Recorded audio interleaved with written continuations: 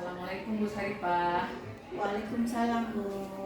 Apa kabarnya? Alhamdulillah sehat Bu. Alhamdulillah. Bagaimana ini kita bincang-bincang untuk pelaksanaan kurikulum merdekanya Bu? Boleh Bu, boleh. Bagaimana pelaksanaan kurikulum merdeka kita ini setelah 3 tahun berjalan ini? Alhamdulillah Bu. Kalau tahun pertama kita masih persiapan ya Bu, untuk mengenal kita sekolah penggerak gimana sih, banyak seperti yang harus dirubah dari kebiasaan yang selama ini kita alami. Kita harus merubah mindset ke yang baru untuk sekolah penggerak. Untuk pelaksanaan program-programnya sendiri bagaimana rasanya? Pertama, intervensi sekolah penggerak itu ada 4 ya Bu ya. Yang pertama pendekatan konsultatif, yang kedua pembelajaran paradigma baru, yang ketiga digitalisasi kelas, kemudian yang keempat perencanaan berbasis data. Itulah ciri-ciri sekolah penggerak. Jadi untuk yang pendekatan konsultatif, ya ini artinya kita harus lebih mendekatkan diri kepada peserta didik, karena memang ujung tombaknya, muaranya ke peserta didik. Kemudian pembelajaran paradigma baru, artinya kita harus merubah mindset dari yang lama ke yang baru. Di antaranya Bu, untuk sekolah penggerak ini kita ada di situ digitalisasi kelas, artinya kita nggak boleh buta dengan digital. Jadi bagaimana muridnya untuk mengerti digital, mahir digital kalau gurunya belum. Jadi untuk tahun pertama kami mengadakan les digital bagi guru-guru yang usianya sudah agak lanjut, jadi lemah di bidang IT. Jadi kita mengadakan les lebih kurang itu 1 bulan Bu ya, untuk memahami lah, artinya membiasakan untuk mempelajari bagaimana cara mengoperasikan laptop itu Bu. Kemudian pelaksanaan IKM itu sudah dari mulai tahun pertama kita masih kelas 1 dan 4, kemudian kelas 2 tahun kedua kelas 2 dan 5. Ini tahun ketiga ya Bu, jadi udah kelas 3 dan 6. Jadi sekolah kita dari kelas 1 sampai kelas 6 sudah melaksanakan IKM. Kira-kira ada kendala nggak Bu selama pelaksanaan IKM ini, baik dari guru, sarana dan prasarananya, bagaimana? Ada Bu. Yang pertama yaitu juga di tahun-tahun pertama kita kan harus berubah ya Bu ya kan, berubah dari mindset yang lama ke yang baru. Misalnya dari guru-gurunya itu mengajar yang biasanya hanya ceramah, diskusi, monoton kita bilang, tapi setelah kita menjadi sekolah penggerak, kita harus paradigma baru, artinya pembelajaran juga harus mengarah ke yang baru, tidak boleh dengan metode yang lama atau 1-2 metode. Tapi untuk sekolah penggerak ini kita harus menggunakan bermacam-macam metode. Kita mengusahakan supaya di dalam kelas itu anak-anak terasa betah, nyaman, dan belajar juga tidak mesti di dalam kelas, tapi boleh di luar kelas juga, bebas. Yang penting tidak menghalangi proses pembelajaran. Bagaimana kondisi guru kita Bu? Berapa persen sudah yang mau, yang giat dalam hal ini? Alhamdulillah Bu, untuk sampai tahun ketiga ini mereka sudah terbiasa. Artinya yang pertama buka laptop itu hanya buka tutup, tapi sudah mulai bisa mengoperasikan laptop, sudah bisa mencari materi pembelajaran, mendownload pembelajaran dari Google, sehingga dapat menyajikan pembelajarannya dengan media-media yang sudah tinggal buka laptop sudah dapat. Jadi sekarang guru pun lebih mudah Bu, lebih terbantu. Walaupun tidak ada buku paket ya Bu, mereka sudah bisa mencari materi pembelajaran dari Google. Bagaimana untuk perangkat pembelajarannya? Ada kendala untuk guru-guru kita?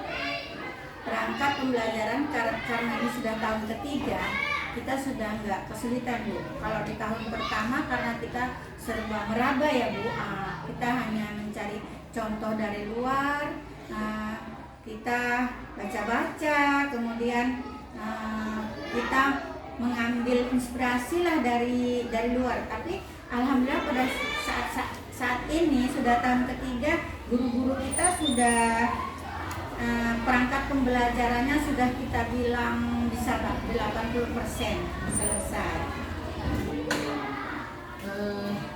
Menurut Ibu, bagaimana tentang pembelajaran berdiferensiasi di kurikulum Merdeka ini?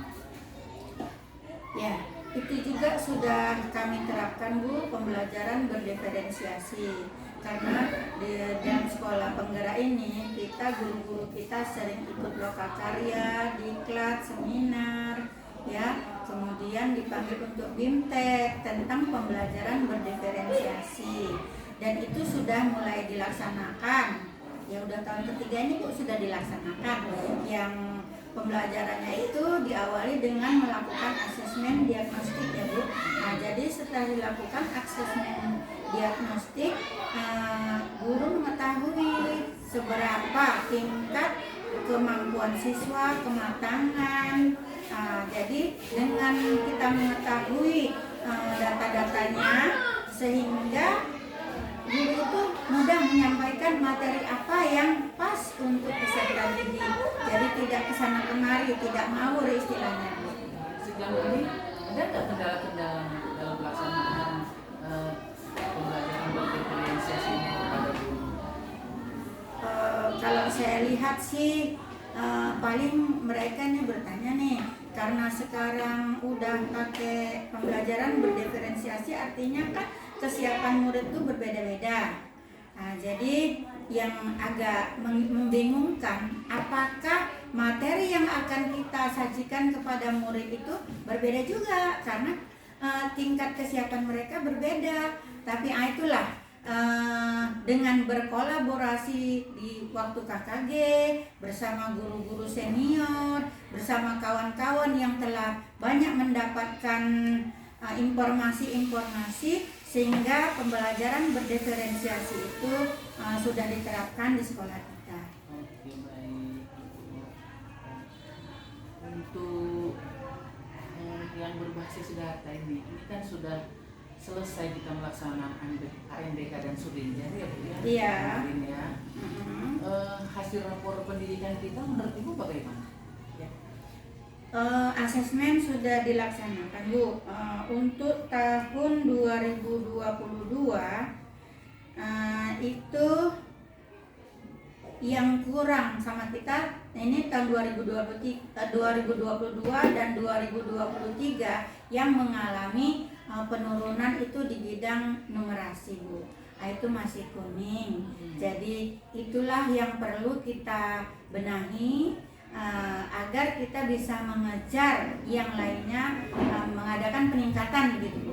Jadi yang dari tahun ini misalnya persennya rendah, jadi untuk tahun 2024 nanti kita usahakan berubah meningkat. Jadi kira-kira program-program apa nanti yang Ibu dipacanangkan akan kita lakukan? Dalam PPDB ya Bu, rapor pendidikan ya Bu. Jadi karena rapor pendidikan kita ini terdapat yang masih kuning itu dalam bidang numerasi. Jadi dalam hal itu kita akan yang pertama mensosialisasikan kepada guru-guru kita agar setiap guru itu bisa membuka rapor pendidikan masing-masing dan tahu di mana kekurangan kita. Jadi setelah itu kita kalau perlu kita mengadakan IHT mandiri Bu, IHT mandiri untuk sekolah kita sendiri yang nggak usah manggil narasumber dari luar Bu. Jadi dengan memanfaatkan guru-guru kita untuk bagaimana berkolaborasi lah untuk meningkatkan numerasi kita. Untuk pelaksanaan platform Merdeka Mengajarnya menurut Ibu bagaimana? Untuk PMM ya Bu ya, sampai saat ini kita masih aktif, guru-guru kita malah lebih aktif sekarang karena kita sudah menjadwalkan setiap hari Sabtu itu untuk membuka PMM dan mengerjakan pelatihan mandiri. Alhamdulillah guru-guru kita rata-rata sudah mendapatkan sertifikat mengerjakan pelatihan mandiri. Apa kira-kira kendala-kendala yang dihadapi Ibu dalam pelaksanaan PMM ini? Bagi guru-guru kita yang usianya sudah lanjut, saya bilang tadi lemah di bidang IT, ya jelas minta bantuan. Jadi kita bekerja sama dengan guru-guru yang sudah familiar lainnya di bidang IT. Jadi tidak ada kendala mengerjakan aksi nyata karena dengan bekerja sama akhirnya guru-guru yang lemah di bidang IT juga saya lihat sudah mendapat sertifikat, ada yang 2, 3, dan 4. Kolaborasi yang seperti apa teknik yang Ibu terapkan kepada guru sehingga bisa mengatasi kelemahan-kelemahan tadi yang kurang di bidang IT, yang sudah senior lemah di bidang IT?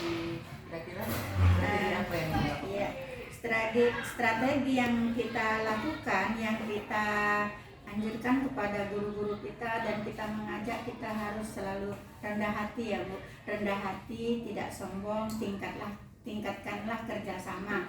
Jadi kita itu ikhlas bekerja. Jadi dengan keikhlasan kita bekerja, kita tidak merasa terpaksa. Jadi dengan senang hati mengalir dengan sendirinya, berkolaborasi dengan rekan-rekan sesama keluarga di sini. Jadi tidak ada rasa yang memberatkan gitu. Baik. Kira-kira programnya itu terjadwal berapa kali seminggu atau dikasih waktu satu jam atau setengah jam per hari atau bagaimana? Bisa dijelaskan? Untuk selama ini kami kalau untuk yang mengerjakan dari mulai awal sampai post-test itu sendiri-sendiri. Boleh di rumah, boleh mengisi jam-jam kosong, boleh di mana saja, tapi nanti waktu mengerjakan aksi nyata apabila ada kendala, itu kita manfaatkan di hari Sabtu itu untuk mengerjakannya biar mendapatkan sertifikat. Oke. Menurut Ibu untuk pelaksanaan kurikulum Merdeka ini nanti ke depannya apa harapannya? Harapan saya guru-guru kita tetap komitmen, jangan kembali mundur, ya tetap maju, berpikiran maju untuk menjadi sekolah kita ini menjadi lebih baik dan bisa menjadi contoh bagi sekolah-sekolah yang belum menjadi sekolah penggerak. Iya, itu untuk sekolah. Iya. Itu harapan ke depannya sama pemerintah gimana Bu? Harapan kepada pemerintah ya. Karena kita sekolah penggerak mempunyai program-program ya Bu, artinya setiap program itu kan ada dananya. Jadi kita mohon kepada pemerintah sumber dananya itu jangan terputus. Jadi adalah untuk sekolah-sekolah penggerak yang karena memang sekolah penggerak ini punya program-program banyak ke depan. Artinya sekolah penggerak kan kita harus bergerak maju terus. Jadi otomatis membutuhkan biaya. Jadi kita mohon kepada pemerintah supaya dana untuk sekolah penggerak jangan berhenti. Oke, baik Bu Saripah, terima kasih ya udah menyampaikan program-programnya ke depan tentang IKM dan harapannya. Iya. Ya, kita lanjutkan lagi.